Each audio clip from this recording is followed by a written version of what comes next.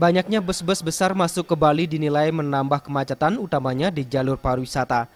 Jalur wisata Canggu menuju objek wisata Tanah Lot misalnya, yang kerap mengalami kemacetan lalu lintas cukup parah, terlebih pada saat jam kerja dan pulang kerja. Kemacetan itu disebabkan jalan raya Canggu yang lalu lintasnya sudah cukup padat, menjadi semakin padat karena merupakan jalur alternatif menuju objek wisata Tanah Lot Tabanan.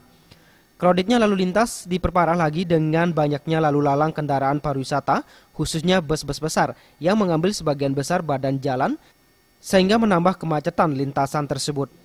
Oleh karenanya tokoh masyarakat Canggu sekaligus anggota DPRD Bali Bagus Suwitra Wirawan meminta Dinas Perhubungan bersinergi dengan aparat Polantas dapat menerapkan aturan waktu larangan bus maupun kendaraan besar lainnya melintasi jalur tersebut pada saat jam berangkat dan pulang kerja.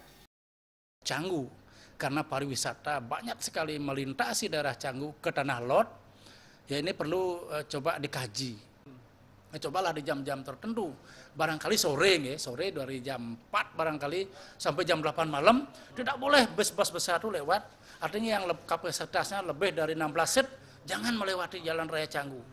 Cobalah sekali lagi yang bilang, Dinas Perhubungan dengan kepolisian ya ini bersinergi. Tentu jangan hanya membuat aturan, tapi awasi di sana. Di samping memang ada rambu-rambu yang mengharuskan dia tidak boleh lewat sana, ya petugas juga harus di sana menunggu, jangan sampai nanti rambu-rambunya saja yang menunggu di sana. Bali sebagai destinasi wisata dunia tidak memiliki infrastruktur transportasi massal yang memadai. Kemacetan parah di Bali sudah menjadi masalah serius yang harus segera disikapi untuk mewujudkan kenyamanan terutama kepada wisatawan. Indra Wijaya dan Yudi, Bali TV.